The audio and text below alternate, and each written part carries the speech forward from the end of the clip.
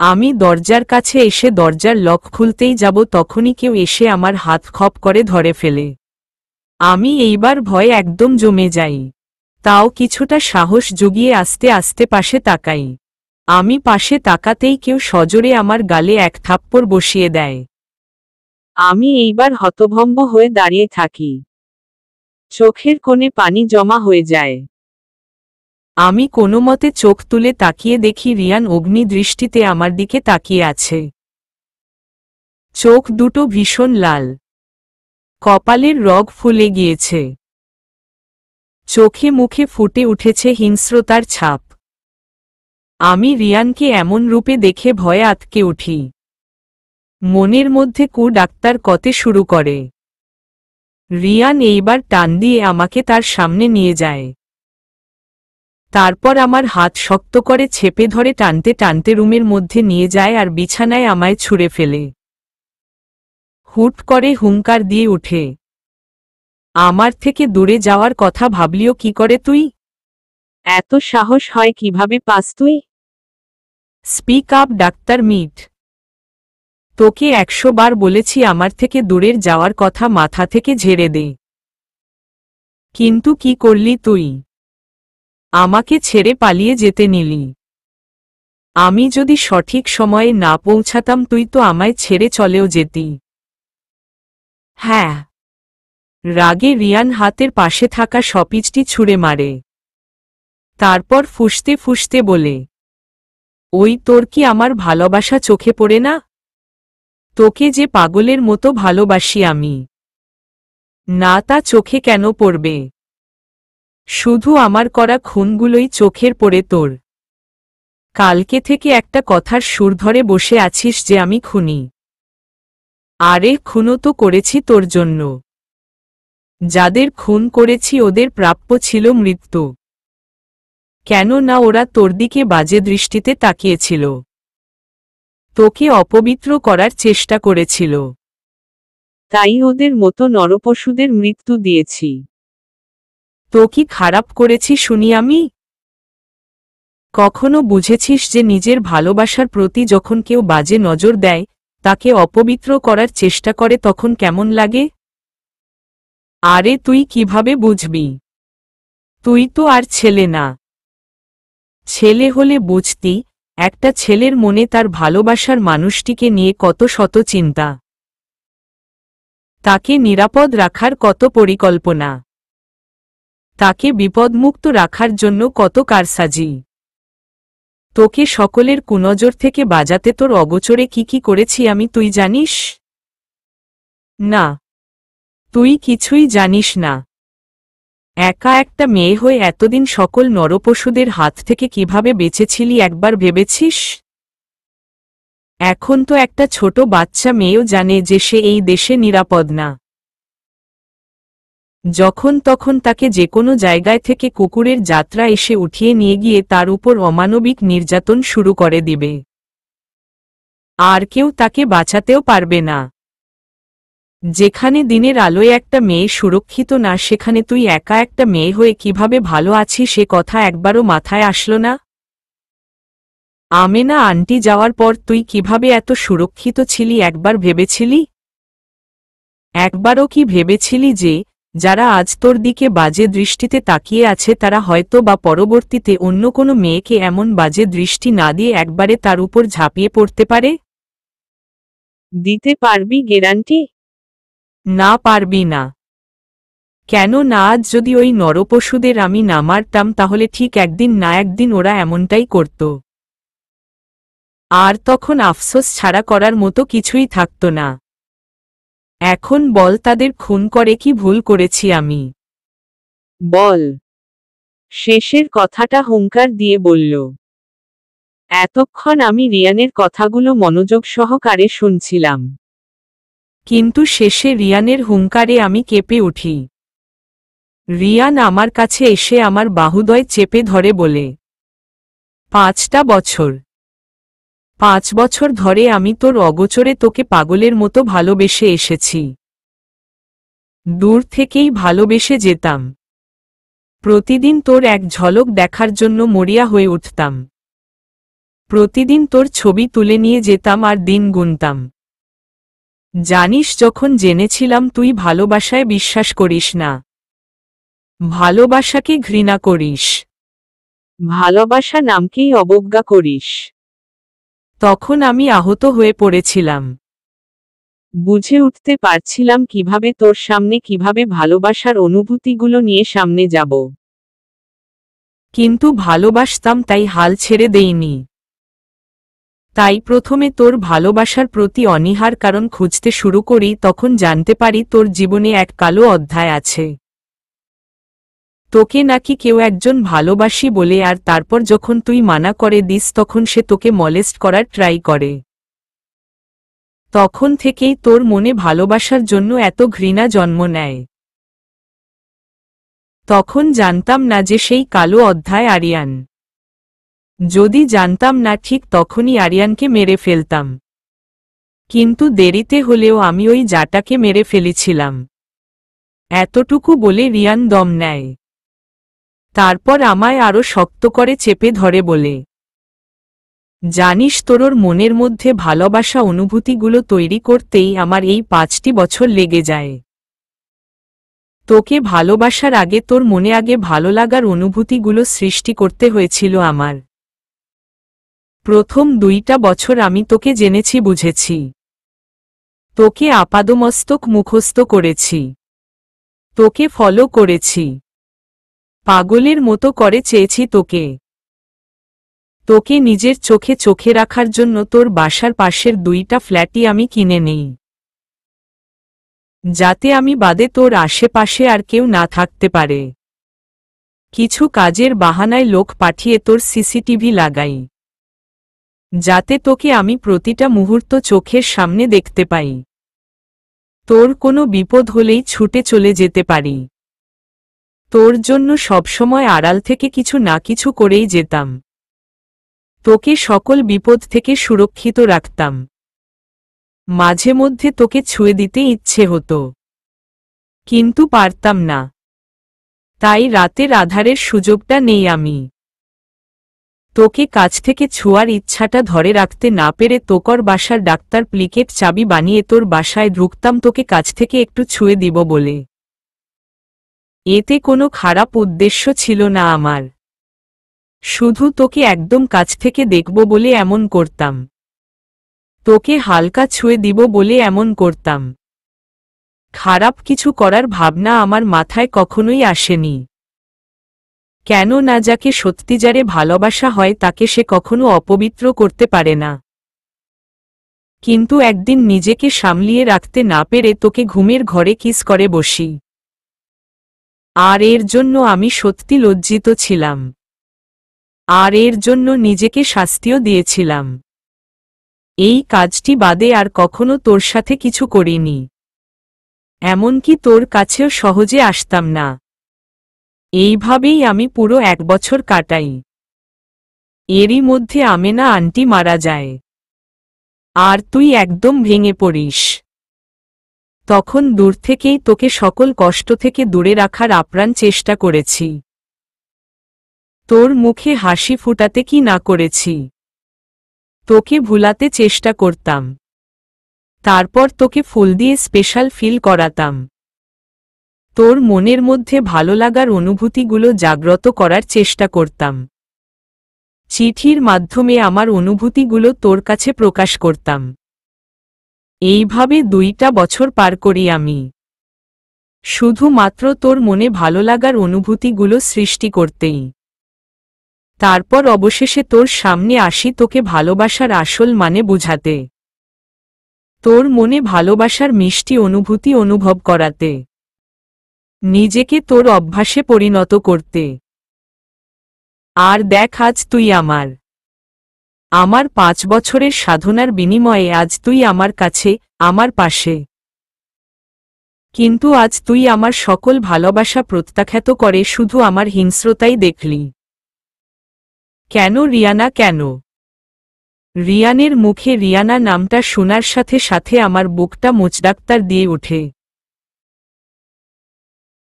যেদিন থেকে রিয়ান আমায় রিউপাখি ডাক্তার কা শুরু করেছিল এরপরে একের দুইবার বাদে কখনো আমার রিয়ানা বলে ডাক্তার কিনি।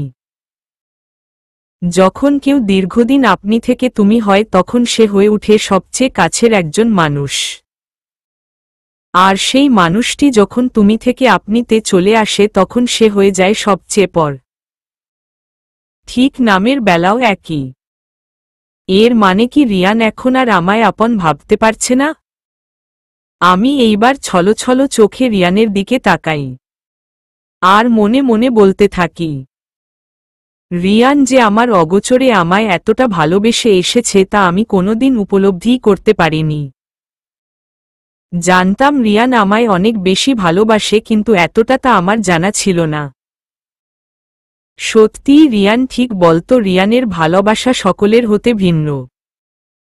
রিয়ান যা করেছে আমার জন্য আর আমি কিনা তাকে ভুল বুঝলাম। তার ভালোবাসাকে উপেক্ষা করে শুধু তার হিংস্রতাই দেখলাম। কি করলাম আমি এইটা? রিয়ান এইবার ছেড়ে দিয়ে জোরে দেয়ালে ঘুষি মারে। নিজেকে সংযত রাখার আপ্রাণ চেষ্টা করে কিন্তু আজ যেন তার রাগ কমছেই না। রিয়ান এইবার পাগলের মতো হয়ে ওঠে।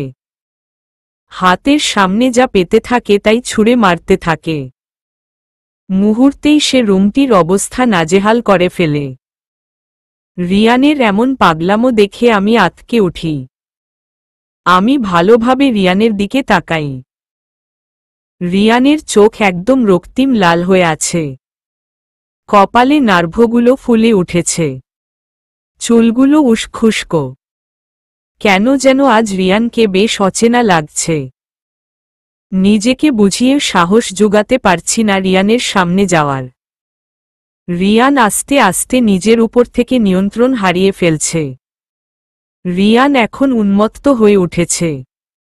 রিয়ান কিছুক্ষণ নিজের চুল চেপে ধরে বলে, আমার থেকে দূরে যাওয়া কখনো সম্ভব না। আমার মৃত্যু ব্যতীত তোমায় আমার কাছ থেকে কেউ আলাদা করতে পারবে? তুমি মারো কাটো আর যাই করো না কেন আমার থেকে তুমি নিস্তার পাবে না। কিন্তু তুমি তো আমার সাথে থাকতে চাও না, তাই না? তো আল্লাহের কাছে দোয়া করো যেন আমি বেশি দিন না বাঁচি। যত দ্রুত সম্ভব মরে যাই আর তুমি আমার পিঞ্জারা হতে বহু দূর চলে যাও, যেখান রিয়ান নামক কোনো হিংস্র জীব থাকবে না। এই বলে রিয়ান টলমল চোখে রুম থেকে দ্রুত বেরিয়ে যায় আর খুব জোরে দরজাটা বাড়ি মেরে লাগিয়ে চলে যায়।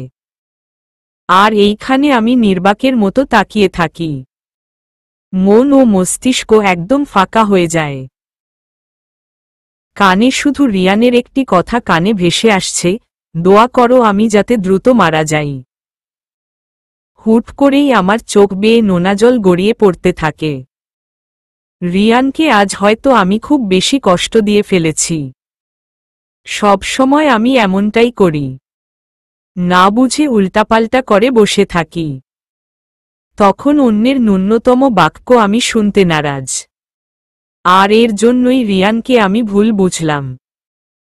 আমি এইবার কান্নায় ভেঙে পড়ি। কিছুক্ষণ পর নিজেকে সামলিয়ে নিয়ে দাঁড়িয়ে যাই। রিয়ানের কাছে আমার ক্ষমা চেতেই হবে। আমি বাইরের দিকে অগ্রসর হতে নিলে কিছু একটাতে বেজে পড়ে যাই আর হাতের কুনোইতে সামান্য ব্যথা পাই। আমি এইবার কোনো মতে উঠে বসি আর এক হাত দিয়ে জায়গাটা চেপে ধরি। নিজের ব্যথাটাকে নিবারণ করার চেষ্টাই করছিলাম, ঠিক তখনই আমার চোখ পাশে পড়ে থাকা ডাক্তার ইরির উপরে পড়ে। এইটা সেই ডাক্তার ইরি যেটা আমি 505 নাম্বার ফ্ল্যাট থেকে নিয়ে এসেছিলাম। কি যেন ভেবে আমি দ্রুত ডাক্তার ইরিটা হাতে নিয়ে নেই এবং প্রথম পৃষ্ঠা বের করে পড়তে শুরু করি। ডাক্তার ইরিটা হাতে নিয়ে আমি প্রথম পৃষ্ঠা খুলে পড়তে শুরু করি। ডাক্তার ইরির প্রথম পাতায় খুব সুন্দর করে প্রিয়তমা লিখা, সাথে আছে হালকা কারুকাজ। লেখাটি এমনভাবে লিখা যে কেউই দেখলে মুগ্ধ না হয়ে পারবে না। আমি এইবার দ্বিতীয় পৃষ্ঠা উল্টাই। মূলত এই পৃষ্ঠা থেকেই ডাক্তার ইরির লেখাটি শুরু। ডাক্তার ইরির পাতায় সরু কালো কালি দিয়ে লেখা, আর লেখাগুলো বেশ ছিপছাপ। আমি এইবার খুব মনোযোগ সহকারে এইটা পড়তে থাকি। দিনটি ছিল সোমবার। ঘড়িতে তখন 9:39। মাত্রই একটা অপারেশন শেষ করে হাতের ময়লা গ্লাভসগুলো খুলতে খুলতে বের হচ্ছি। আমি আমার কেবিনের দিকে অগ্রসর হচ্ছিলাম। পরনে আমার এখনো পিপি, চোখে সেফ গ্লাস পরা, মুখে মাস্ক আর মাথায় হেয়ার কেপ পরা। চোখে মুখে ক্লান্তির ছাপ স্পষ্ট ফুটে উঠেছে, শরীরটাও কেমন মেচমেচ করছে। মাঝপথে আসতেই কাউরো কান্নার আওয়াজ আমার কানে এসে ভাসে। সাথে সাথে আমার বুকটা মোচডাক্তার দিয়ে উঠল, কেন উঠল জানি না। ডাক্তার তার হওয়ার সুবাদে এমন কান্নার আওয়াজ অহরত আমার কানে আসে, কিন্তু কখনো এমনটা হয়নি। আমি এইবার ভ্রুকুটি করে আশেপাশে সেই কান্নার আওয়াজের মালিকে খুঁজতে থাকি। তখনই আমার নজর যায় আমার থেকে প্রায় 67 হাত দূরে বসে থাকা একটি মেয়ের দিকে।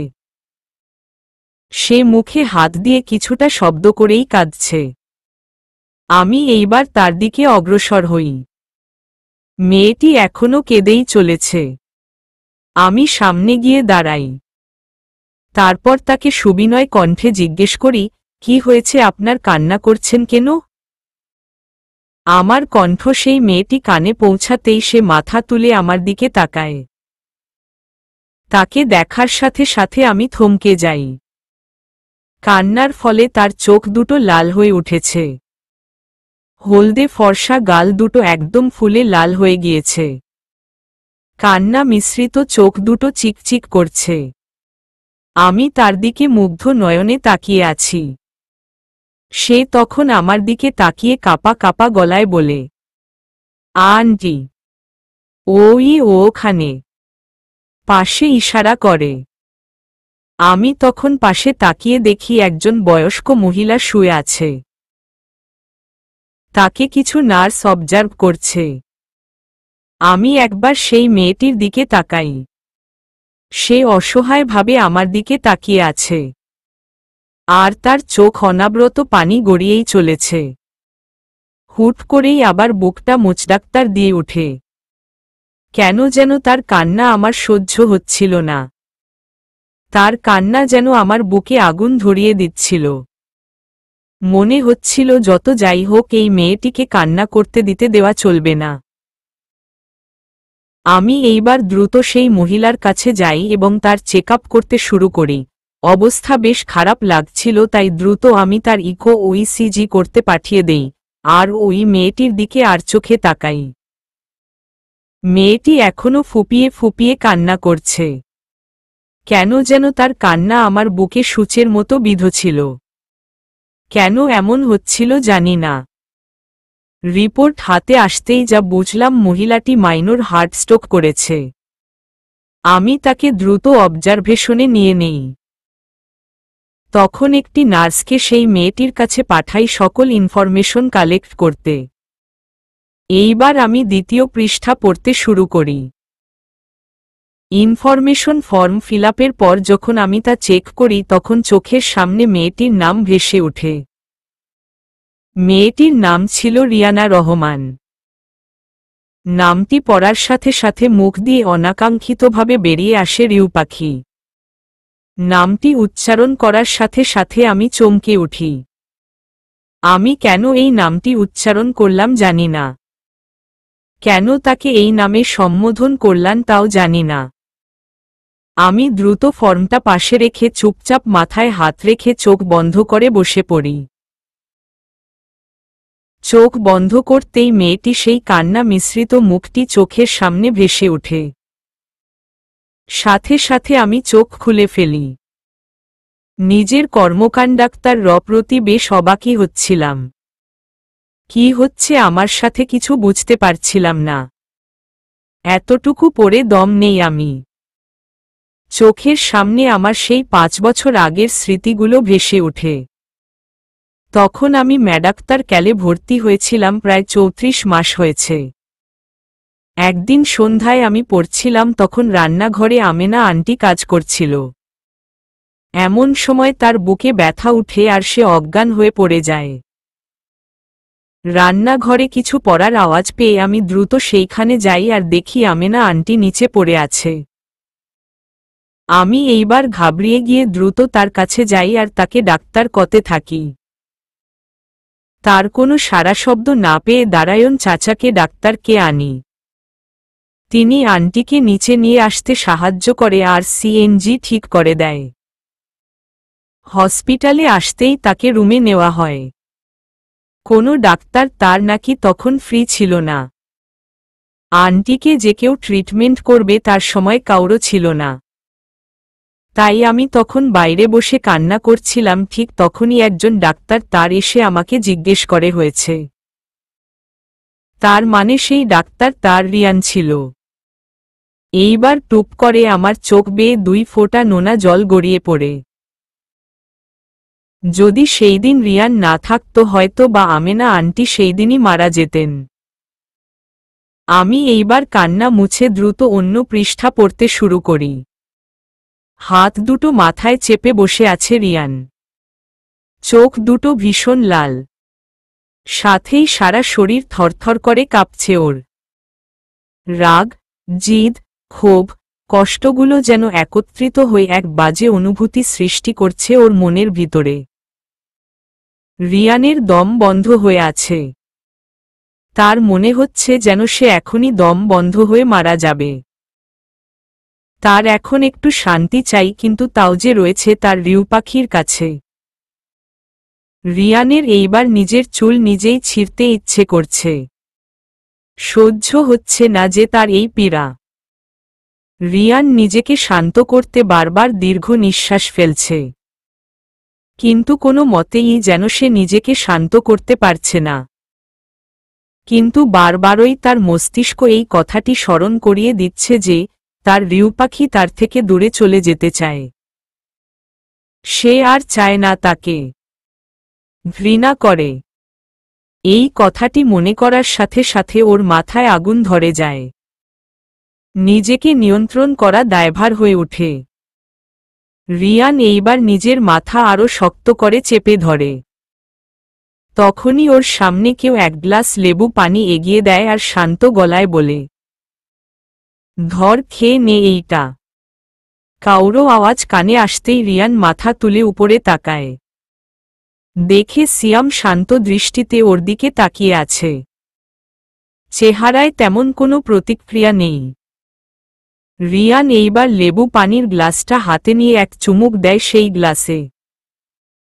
সিয়াম এইবার রিয়ানের পাশে বসে বলে, বল এইবার কি হয়েছে? রিয়ান একবার সিয়ামের দিকে তাকিয়ে দম নেয়, তারপর কালকে থেকে শুরু করে আজকে হয়ে যাওয়া ঘটনা সম্পর্কে সবকিছু বলে। সিয়ান সব শুনে এক দীর্ঘ শ্বাস নেয়, তারপর শান্ত ভঙ্গিতেই বলে, এমনটাই হওয়ার কথা ছিল না? তুই ভালো করেই জানিস যে রিয়ানা একটি আবেগপূর্ণ মেয়ে। ওর মধ্যে ইমোশনগুলা বেশি কাজ করে, যার ফলে ও না বুঝে শুনে বেশি রিয়েক্ট করে। দেখ, আমাকে তোকে ব্যাখ্যা করা প্রয়োজন বলে আমি মনে করছি না। তুই আমার থেকে বেশি জানিস রিয়ানাকে। এমনকি হয়তো রিয়ানার থেকেও বেশি তুই ওকে জানিস। তাহলে তোর তো ধারণা থাকার কথা যে রিয়ানা সত্যিটা জানলে এমনটাই করবে। রিয়ান এইবার সিয়ামের দিকে অসহায় দৃষ্টিতে তাকায়। তারপর বলে, হ্যাঁ জানতাম, কিন্তু এখন আমি বা কি করব বল? নিজের রাগ যে নিয়ন্ত্রণ করতে পারি না। রিউ পাখি বারবার আমার হিংস্রতা জাগিয়ে তোলে। নিজেকে শান্ত রাখার যত চেষ্টা করি ততই আমাকে অশান্ত করে তোলে। সিয়াম এইবার সন্দেহ দৃষ্টিতে রিয়ানের দিকে তাকিয়ে বলে, তুই আজকে রিয়ানাকে সব বলেছিস তাই না? হু, নিজের রোগের কথা বলেছি? রিয়ান এইবার মুখ ঘুরিয়ে বলে, না। কেন রিয়ান? কেন বলিসনি ওকে? তুই যে টার্মিটেন্ট এক্সপ্লোসিভ ডিসঅর্ডার নেড এ ভুগছিস তা কেন বলিসনি? তাহলেই তো ওর বুঝতে সুবিধা হতো যে তুই যা করেছিস তা তোকে তোর ভিতরে থাকা হিংস্রতা করিয়েছে। কি জানাবো ওকে বল? ও শুধু একের পর এক আমাকে প্রতিনিয়ত ভুল বুঝেই যায়। আমি যতক্ষণ না তা ক্লিয়ার করছি ততক্ষণ ও কিছুই বুঝতে রাজি না। আচ্ছা, ও কি একবার নিজ থেকে কাছে এসে আমায় জানার চেষ্টা করতে পারে না? আমি কেন সবসময় সব ক্লিয়ার করব বল? আচ্ছা, মাথা গরম করিস না, মাথা ঠান্ডাক্তার কর। বাই দা ওয়ে, আজকে সকালে ঔষধ নিয়েছিলি তুই? চিন্তিত হয়ে। না। সময় কখন পেলাম? ঘুম থেকে উঠেই তো এইসব হয়ে গেল। নিজের ক্ষতি তো ভালোই করতে পারিস দেখছি। ওয়েট, আমার বাসায় মনে হয় কয়েকটা ঔষধ আছে। এর আগের বার যখন এসেছিলি তখন রেখে গিয়েছিল। দাঁড়া, খুঁজে দেখছি। অতঃপর সিয়াম গিয়ে খুঁজে সেই ঔষধগুলো নিয়ে আসে। সাথে এক গ্লাস পানীয় নিয়ে আসে। রিয়ানকে ঔষধটি খাইয়ে ওর পাশে বসে তারপর ওকে বলে, দেখ রিয়ান, রিয়ানা তোর সম্পর্কে বলতে গেলে কিছুই জানে না।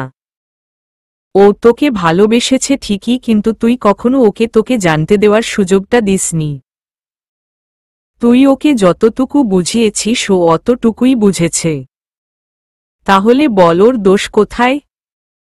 এতটুকু বলে সিয়াম থামে। তারপর এক দীর্ঘ শ্বাস নিয়ে আবার বলতে শুরু করে, তোকে আমি প্রায় 1314 বছর ধরে চিনি। লন্ডাক্তার যাওয়ার পর পরই তোর সাথে আমার পরিচয়। তুই যে কোনো পরিস্থিতিতে ছিলি আমি জানি। ডাক্তার, প্রেষণ, একাকিত্ব সবই তোর উপর ভর করেছিল। আর তোর বড় ফুপু সে তো সবসময় আরিয়ানকে নিয়ে ব্যস্ত থাকত। তোকে দেখার তেমন সময়ও তার ছিল না। আর আবিরের জন্য তো তুই সকলের সাথে কথা বলাটা ছেড়েই দিয়েছিলি। সাথে তোর মধ্যে ছিল বাবা মাকে হারানোর কষ্ট, যার জন্য সব মিলিয়ে তোর মধ্যে ধীরে ধীরে রাগ, ক্ষোভ, রুক্ষতা, জিদ চলে আসে। আর তুই দিন দিন হিংস্র হয়ে উঠিস। তোর রাগ যেন সকল সীমানা অতিক্রম করে ফেলে। তাই তো তখন আমি কিছুটা আঁচ করতে পেরে তোকে দ্রুত ডাক্তার টরের কাছে নিয়ে গিয়ে ট্রিটমেন্টের ব্যবস্থা করি। পরে জানতে পারি যে তুই ইন্টারমিটেন্ট এক্সপ্লোসিভ ডিসঅর্ডার নেড আক্রান্ত।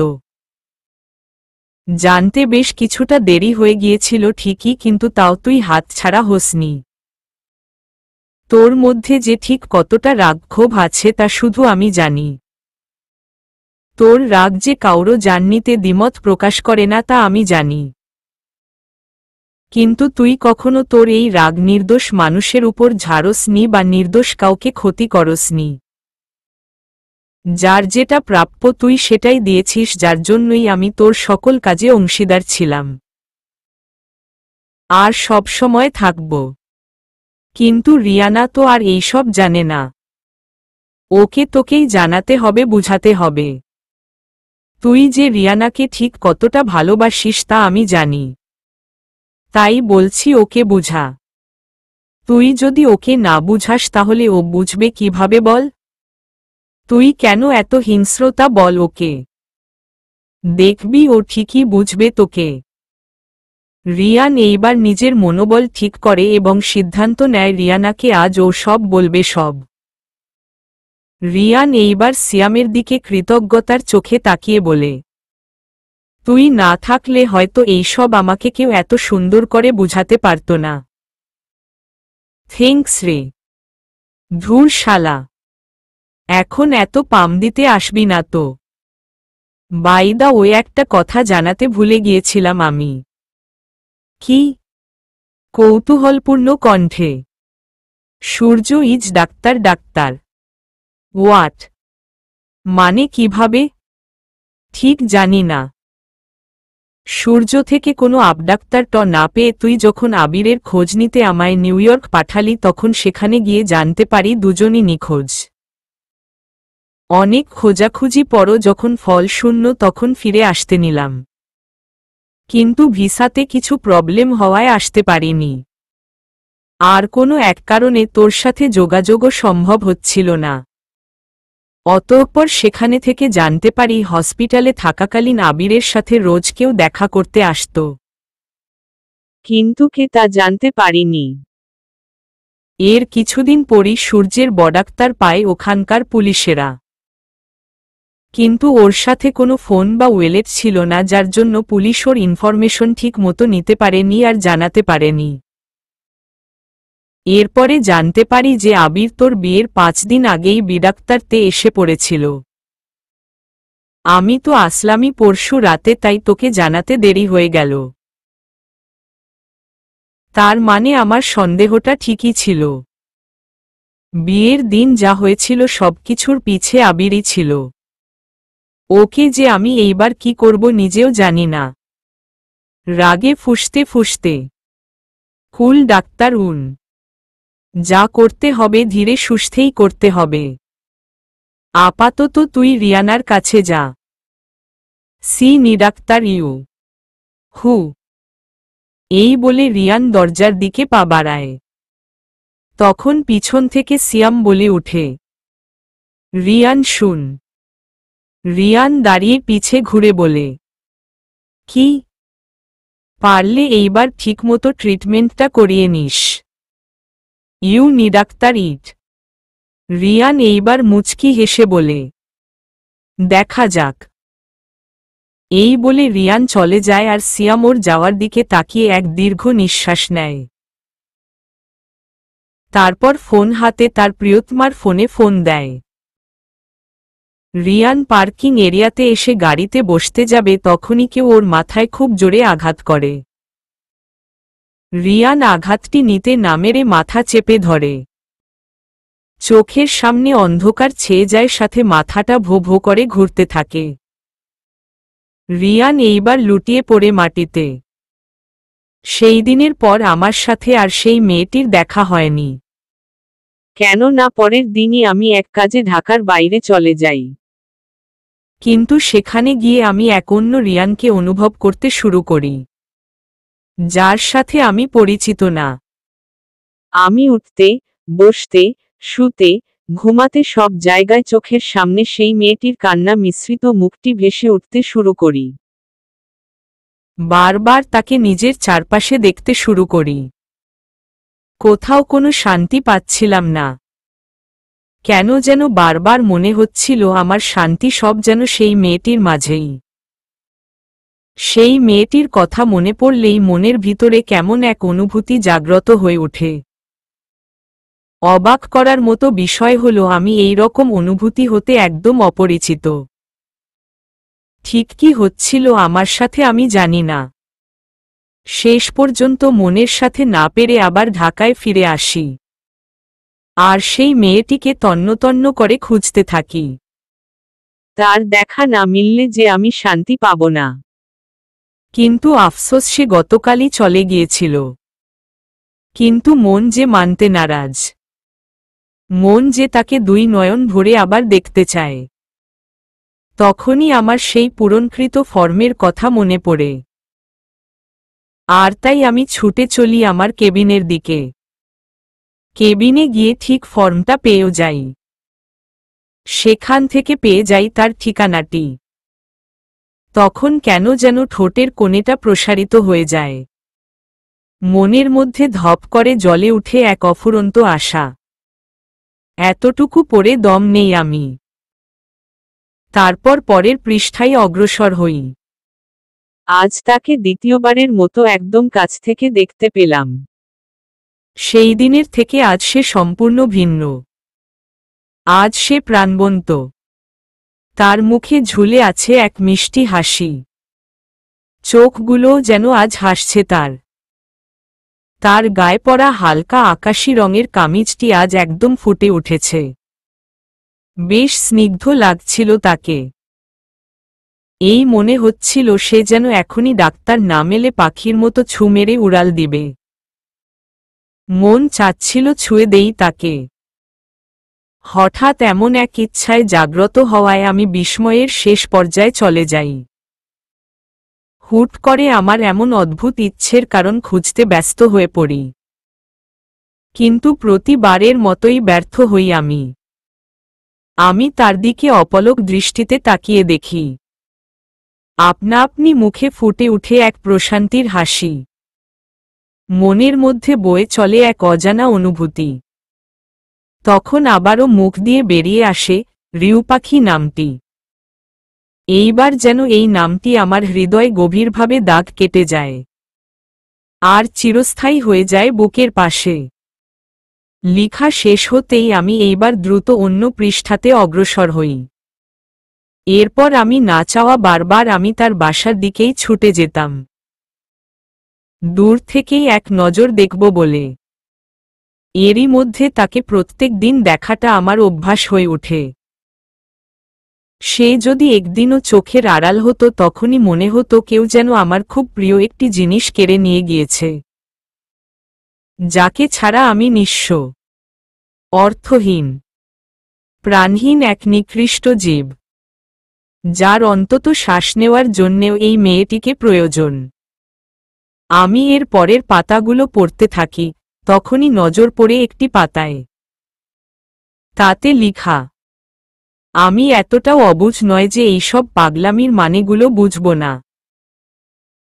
বুঝছিলাম ঠিকই, তার প্রতি আমার মনে কোনো গভীর অনুভূতি জাগ্রত হচ্ছে, কিন্তু এই অনুভূতির সঠিক শব্দটা কি তা খুঁজে পাচ্ছিলাম। অতঃপর আস্তে আস্তে বুঝতে পারলাম যে আমি এই রিউ পাখি নামক মানবটির প্রেমের পড়ে গিয়েছি, যাকে বলে সাংঘাতিক প্রেম। এই প্রেম যে কখন ভালোবাসায় পরিণত হয়ে গিয়েছে বুঝতেই পারলাম। যতই দিন যেতে থাকে আমি তার প্রতি আসক্ত হতে থাকি। সে যেন আমার বাঁচার কারণ হয়ে ওঠে। অতঃপর একসময় বুঝতে পারলাম আমার আসক্তি যে সে হয়ে গিয়েছে, যার জন্য এখন আমি জান নিতেও পারি আবার দিতেও পারি। ওকে যেন সকল কুনজর থেকে সুরক্ষিত করাই আমার প্রধান কাজ হয়ে উঠেছে। ভাবতেই অবাক লাগে যে সাদাত খান একটা মেয়ের দিকে চোখ তুলে পর্যন্ত তাকাতাম না। যতই সুন্দরী মেয়ে হোক না কেন তাকে পাত্তা দিতাম না। আজ সেই সাদাত খান এক মেয়ের কান্নামিশ্রিত চেহারা দেখে তার ভালোবাসার অতুল সমুদ্রে ডাক্তার বেয়ে যাচ্ছে। যে আমি ভালোবাসা নামক পিঞ্জারা হতে শত দূর দৌড়াতাম, আজ সে অন্যকে এই পিঞ্জারাতে বন্দী করতে এত কাঠখড় পোড়াচ্ছে। হায়রে ভালোবাসা, কি বানিয়ে দিল আমাকে। এর পরের সকল পৃষ্ঠায় সকালে বলা রিয়ানের কথাগুলোই লিখা, যে কিভাবে সে আমাকে জেনেছে, আমার পাশে থেকেছে, আমার মনে জায়গা তৈরি করার পরিকল্পনা করেছে, আমাকে কিভাবে আগলে রেখেছে। আমি একেক পর এক পৃষ্ঠা খুব মনোযোগ সহকারে পড়ে চলেছি। এক এক পাতায় রিয়ানের সব অনুভূতিগুলো প্রকাশ পেয়েছে। রিয়ানের লিখা প্রত্যেকটা কথা যেন তীরের মতো বিঁধ ছিল আমার বুকে। অবশেষে একটি পৃষ্ঠায় এসে আমি থমকে যাই। গলা ধরে আসে, চোখ দিয়ে পানি পড়তে থাকে। আমি বারবার লেখাটি পড়তে থাকিম। মাঝে মাঝে নিজেকে প্রশ্ন করি, আচ্ছা রিউ পাখি কি আমায় মেনে নিবে? মেনে নিবে কি আমার হিংস্রতাগুলো? বুঝবে কি আমার ভালোবাসা? বুঝবে কি আমায়? হয়তো না। যে যতই ভালোবাসুক না কেন, ভালোবাসা সবসময় কষ্টই দেয়, যেমন এখন আমি পাচ্ছি। রিউ পাখিকে খুব কাছে পেয়ে তাকে না পাওয়ার যন্ত্রণায় ভুগছি আমি। ওকে পাবো এই আশায় প্রতিদিন নিজেকে বাঁচিয়ে রাখছি। কিন্তু সে কি আর এই সব জানে? না, জানে না। আমি নামক কোনো ব্যক্তি যে আছে সে হয়তো এইটাই জানে না। তাহলে আমার ভালোবাসার কথা কিভাবে জানবে? আচ্ছা, রিউ পাখিকে ভালোবাসি বলেই ওইসব নরপশুদের আমি মৃত্যু দান করেছি। ওরা যে আমার রিউ পাখিকে অপবিত্র করতে চেয়েছিল তারই শাস্তি দিয়েছি আমি ওদের। কিন্তু এইটা কি সে বুঝবে? না, বুঝবে না। যতটুকু ওকে বুঝেছি, জেনেছি সে প্রচণ্ডাক্তার কোমল হৃদয়ের একটি মেয়ে। ও কখনোই এত হিংস্রতা সহ্য করতে পারবে না।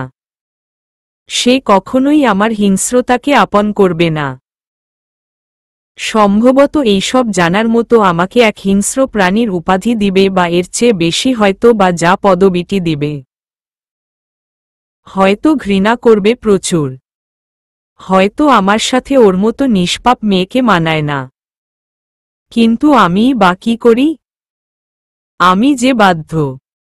খুব করে চাই যে ওকে ছাড়া এক মুহূর্ত আমার কাটানো সম্ভব না। তাই তো ওকে খুব জলদি নিজের সাথে জড়িয়ে নিতে চলেছি। এর জন্য যদি আমাকে আমার এই হিংস্র রূপ লুকাতে হয় তাহলে তাই হল। ওর সামনে নিজের এই রূপ কখনো আসতে দিব না আমি। ভালোবাসি তাকে, খুব বেশি ভালোবাসি। তাই তো এখন আমার আসক্তি যে সে। একটা মানুষ কিভাবে এতটা ভালোবাসতে পারে তা আমার জানা নেই। নিজের সর্বস্ব দিয়েও মনে হয় কেউ এমন ভালোবাসতে পারবে কিনা জানি না। আর আমি এমন ভালোবাসা পেয়েও দূরে সরিয়ে দিয়েছি। আচ্ছা, শুধুমাত্র এই হিংস্রতার জন্যই কি এতটা ভালোবাসাকে অবহেলিত করা যায়? না, একদম না।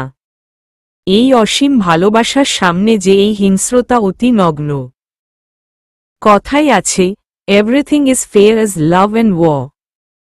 তাহলে অবশ্যই রিয়ানের হিংস্রতা এরই এক অংশ। যা করেছে নিজের ভালোবাসার জন্য, অন্যের জন্য তো নয়। আমি যখন এইসব আকাশ পাতাল ভাবছি তখন নজর যায় চিকন সেই ডাক্তার ইরিটির দিকে। উৎসুক চোখে সেই ডাক্তার ইরিটির দিকে তাকাই। এর মধ্যে কি হতে পারে তা জানার কৌতূহল যেন ঝেঁকে বসল আমায়। আমি এইবার উইটা নিয়ে পড়তে শুরু করি। প্রথম পৃষ্ঠাতেই একজনের ছবি দেওয়া। আমি পাতা উল্টিয়ে দেখি সকল পৃষ্ঠাতেই এক একজনের একটা করে ছবি দেওয়া, আর নিচে কিছু লিখা। আমি এইবার একের পর এক লেখাগুলো পড়তে থাকি। এই যাটা রাস্তায় আমার রিউ পাখিকে বাজে ইঙ্গিত করেছে, বাজে দৃষ্টিতে তাকিয়েছে। এর জন্য সে তার ফল পেয়েছে। এই কুকুরটা আমার জানের ওড়না ধরে টান দিয়েছে, ওকে হেরাস করেছে। ওকে ওর প্রাপ্য শাস্তি দেওয়া হয়েছে। এই নরপশুটি বাসে আমার রিউ পাখির গায়ে বাজেভাবে স্পর্শ করার চেষ্টা করেছে। ওকে অপবিত্র করতে চেয়েছে, যার জন্য ও মৃত্যু পেয়েছে। এই নিকৃষ্ট জীবটা রাস্তায় আমার রিউ পাখিকে বিরক্ত করেছে, ওকে বাজে প্রস্তাব দিয়েছে। এর জন্য ওকে মৃত্যু দেওয়া হয়েছে। ও আমার রিউ পাখির দিকে কামনা দৃষ্টিতে তাকিয়েছিল এবং ওকে চোখ দিয়েই গিলে খাচ্ছিল, যার জন্য ওর চোখ উবড়ে ফেলেছি আমি। এই জাটা ভরা ক্যাম্পাসে আমার রিউ পাখির হাত ধরেছে এবং কুপ্রস্তাব দিয়েছিল, যার জন্য একে সবচেয়ে নিকৃষ্ট শাস্তি দিয়েছি আমি। ইহা রকি। এমন আরও কতগুলো ঘটনাগুলো তুলে ধরা হয়েছে যেগুলো আমার সাথে হয়েছে। একে একে সব আমার মনে পড়তে থাকে আর আমার গাড়ি রি করে ওঠে। মনে পড়ে সেই সময়ের কথাগুলো। তখন আমি এইসবের প্রতিবাদ করতে পারিনি। যতবারই প্রতিবাদ করতে গিয়েছি ততবারই লাঞ্ছিত হয়েছি। আমার উপরই আঙুল উঠেছিল সবাই। আমার চরিত্র নিয়েই প্রশ্ন উঠিয়েছিল এই সমাজ। আমাকে বাধ্য করেছিল চুপ হয়ে থাকতে আর সহ্য করতে এমন হেরাসমেন্ট। তখন নীরবে আমার ফেলতে হয়েছিল চোখের জল। এর বাদে কিছু করার ছিল না আমার। ঠিক এমনটাই হচ্ছে আমাদের সমাজের মেয়েদের সাথে। সে যেই রূপেই থাকুক না কেন, পর্দাশীলভাবে বা বেপর্দাহীনভাবে তাকে এই হেরাসমেন্টের শিকার হতেই হয়। সে পর্দা করুক আর নাই করুক তাকে কথা শুনতেই হয়, কৈফিয়ত দিতেই হয়। কেন না সে একজন মেয়ে। আমাদের সমাজও এই হেরাসমেন্টের দোষ মেয়েদেরই দেয়। মানে কথাটা এখন এমন দাঁড়িয়েছে যে ভিকটিম মেয়েরাই আবার কালপ্রিটও মেয়েরাই। ছেলেদের এইখানে কোনো দোষ নেই। এইটাই আমাদের সমাজের ভাবনা এবং সংস্কৃতি। আমি বলবো না সবার পয়েন্ট অফ ভিউ এক। অনেকের চিন্তা ভাবনা খুবই শালীন এবং তারা সবসময় মেয়েদের পক্ষে। তারা মেয়েদের সম্মান দিতে জানে। কিন্তু তাতেও কি? যতক্ষণ না আপনারা প্রতিবাদ করবেন ততক্ষণ এইসব বদলাবে না।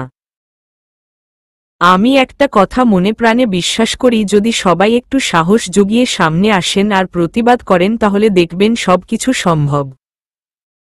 তখন এই সমাজও তাদের দৃষ্টিকোণ বদলাতে বাধ্য হবে। যদি ভুল কিছু বলে থাকি বা আমার কথায় কেউ কষ্ট পেয়ে থাকেন তাহলে দুঃখিত। পৃষ্ঠা উল্টাতে উল্টাতে চোখে পড়ে আরিয়ানের ছবিটির দিকে। সাথে সাথে আমার সেই দিনের কথাগুলো মনে পড়ে যায় যখন আরিয়ান আমার সাথে বাজে কিছু করার চেষ্টা করেছিল। খুব কষ্টে নিজের ইজ্জত বাঁচিয়েছিলাম আমি। সেই সময়ে আমেনা আন্টিও ছিল না পাশে। সে কিছু কাজে নিজের গ্রামের বাড়ি গিয়েছিল। তখন আরিশা আর রিঙ্কি এই আমাকে সামলিয়েছিল। যদি ওরা না থাকতো হয়তো আমি তখনই নিজের গলায় ফাঁসি দিয়ে ঝুলে পড়তাম। এই ভেবেই রিয়ানার চোখ দিয়ে অনাব্রত অশ্রু গড়িয়ে পড়তে থাকে। তখনই নজর যায় আবিরের ছবিটির দিকে। সাথে সাথে আমি থমকে যাই। খুব জানতে ইচ্ছে করছিল আবির আমার সাথে কি করেছিল। অতঃপর সেই জায়গার লেখাটা পড়তে শুরু করি। তুই আমার নিজের রক্তের ভাই হয়েও এতটা নিচে কিভাবে নামলি রে? আমার ভালোবাসাকে আমার কাছ থেকে কেড়ে নিতে এতটা নিচে নামলি তুই? প্রথমত ওকে মিথ্যা ভালোবাসার দাবি করে ওকে আমার থেকে দূরে সরিয়ে নিতে চাইলি।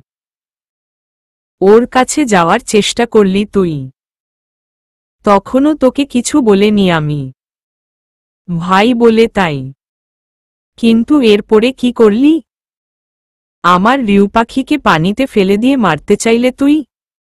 না, মারতে চাসনি, বরং আমার থেকে কেড়ে নিতে চেয়েছিলি, তাই তো? রিয়ানাকে বাঁচানোর মিথ্যে অভিনয় করে তার ভালোবাসা পেতে চেয়েছিলি তুই। ওর হাঁটার রাস্তায় গর্ত করে দিয়ে ওর পা মুচকিয়েছিলি তুই। তুই কি মনে করেছিলি আমি তোর প্ল্যান সম্পর্কে কিছু জানতাম না? সবই জানতাম। এইটাও জানতাম আমি রিয়ানাকে ভালোবাসি বলে তুই ওকে নিজের করতে চেয়েছিলি। কেড়ে নিতে চেয়েছিলি ওকে আমার কাছ থেকে। তারপর ওকে কষ্ট দিয়ে ছুঁড়ে ফেলে দিতে চেয়েছিলি আমাকে কষ্ট দিতে। একটা কথা জানিস কি, সবই মানতে পারি কিন্তু রিউ পাখির কষ্টগুলো মানতে পারি না রে। একদম পারি না। তাই তোকে না চাওয়া সত্ত্বেও শাস্তি দিয়েছিলাম তোকে। যখন কেউ তোর প্রিয় জিনিস নিয়ে নিবে তখনই তুই বুঝতি অন্যের প্রিয় জিনিস কেড়ে নেওয়ার কষ্টটা। তাই তোকে এই শাস্তিটাই দিয়েছিলাম। কিন্তু সেই শাস্তি যে সাময়িক। তোর কণ্ঠ আমি নিয়েছিলাম ঠিকই, কিন্তু তা কিছু সময়ের জন্য। তোকে ঠিকই একটা সময়ে আমি তোর কণ্ঠ ফিরিয়ে দিব। কিন্তু আগে তোকে তোর ভুল বুঝতে হবে তো। এমন ভাবিস তোকে কষ্ট দিয়ে আমি ভালো আছি। তোকে কষ্ট দিয়েছি ঠিকই আমি, কিন্তু এর চেয়ে বেশি কষ্ট পেয়েছি আমি। তোকে ছোট থেকেই আগলে রাখার চেষ্টা করেছিলাম আমি, কিন্তু তোর ঘৃণা এতই প্রবল ছিল যে আমাকে তোর থেকে দূরে সরে থাকতে বাধ্য করেছিল। কিন্তু তাও তোকে আগলে রাখা ছাড়িনি আমি। তোর আড়াল থেকেই আমি ছোট বাবার নাম ব্যবহার করে তোর সকল চাহিদা পূরণ করেছিলাম আমি। মনে আছে তুই যখন গিটারের জন্য আবদার করেছিলি কিন্তু ছোট বাবা তোকে দেয়নি? তখন আমি নিজের টিফিনের টাকা জমিয়েই তোর জন্য একটা গিটার কিনেছিলাম। কিন্তু নাম দিয়েছিলাম ছোট বাবার। আমার দেওয়া জিনিস তো আর তুই নিবি না, তাই না? তুই যতই অস্বীকার করস না কেন তুই আমার ভাই না। কিন্তু সত্যি বলতে গেলে তোর মধ্যে যে আমার বসবাস, আমার অংশ যে তোর মাঝেই বিরাজমান। ছোটবেলায় তোর একটা কিডাক্তার নষ্ট হয়ে যায় তখন আমি আমার এক কিডাক্তার দিয়ে তোকে বাঁচিয়েছিলাম। আর সেই থেকে তোর মাঝে আমি বিরাজমান করা শুরু করে ফিয়েছিলাম। কিন্তু এই কথা তুই জানিস না। কেন না আমি মানা করেছিলাম সবাইকে এই কথাটি বলতে। হয়তো এই কথাটি জানতে তুই নিজের জীবনই রাখবি না। জানিস তোর গায়ক হওয়ার স্বপ্ন বলে আমি আগে থেকেই তোর জন্য সব ব্যবস্থা করে রেখেছিলাম, যাতে পরবর্তীতে তোর কোনো সমস্যা না হয়। তুই যতই কষ্ট দে আমায়, আমি তো তোর বড় ভাই, তাই না? কিভাবে তোর প্রতি অভিমান রাখি বল? তোর প্রতি না আছে কোনো অভিমান, না আছে কোনো অভিযোগ। সবই এখন দীর্ঘশ্বাস। তোকে আগলে রাখা আমার কর্তব্য, কিন্তু তা গোপনে। মুখোমুখিতে আমরা চিরতর শত্রু, বুঝলি? আর এইটাই সত্য। হয়তো এইসব কথা তোকে কখনো বলা হবে না, তাই আজ ডাক্তার ইরির এই পাতায় কথাগুলো বন্দী করে ফেললাম, যাতে এই কথাগুলো কোথাও পালাতে না পারে আর তোর কাছে পৌঁছাতে না পারে। আজ তোকে এমনেও আমাকে ঘৃণা করার আরেকটি কারণ দিয়ে দিল তাই এখন থেকে আমায় সীমাহীন ঘৃণা করিস কেমন? এতটুকু পরেই আমার চোখ ভিজে আসে। একজন ঠিক কতটা ভালোবাসতে জানতে পারে তা আমি জানি না, কিন্তু রিয়ান যে মন উদার করে ভালোবাসতে পারে তা ঠিকই বুঝেছি। রিয়ানের ভালোবাসা সত্যি সকলের হতে ভিন্ন। ওর মতো করে হয়তো কেউ না আজ পর্যন্ত ভালোবাসতে পেরেছে আর না ভালোবাসতে পারবে। চোখ মুছে আমি এইবার ডাক্তার ইরিটা রাখতে যাব, তখনই আমার সামনে একটি কাগজ পড়ে যায়। আমি তা উঠিয়ে খুলে দেখি একটি ম্যাডাক্তার ক্যাল ট্রিটমেন্টের রিপোর্ট। আমি এইবার রিপোর্টটা পড়তে শুরু করি। রিপোর্টটা রিয়ানের, আর এইটাতে লিখা রিয়ানের টার্মিটেন্ট এক্সপ্লোসিভ ডিসঅর্ডার নেড রোগে আক্রান্ত। আমি এই রোগ সম্পর্কে পড়েছিলাম বলে আমি এই সম্পর্কে জানি। এইবার আমার কাছে সব পরিষ্কার হয়ে যায় যে রিয়ানের এত হিংস্রতার কারণ কি। আমি এইবার দ্রুত চোখ মুছে উঠে দাঁড়াই আর রিয়ানার কাছে যাওয়ার জন্য অগ্রসর হই। গেট খুলে বাইরে পা রাখতেই যাব, তখনই দরজার সামনে থাকা আগন্তুকে থেকে থমকে যাই আর অস্পষ্ট সুরে তার নাম বলে উঠি, আবির। চলবে।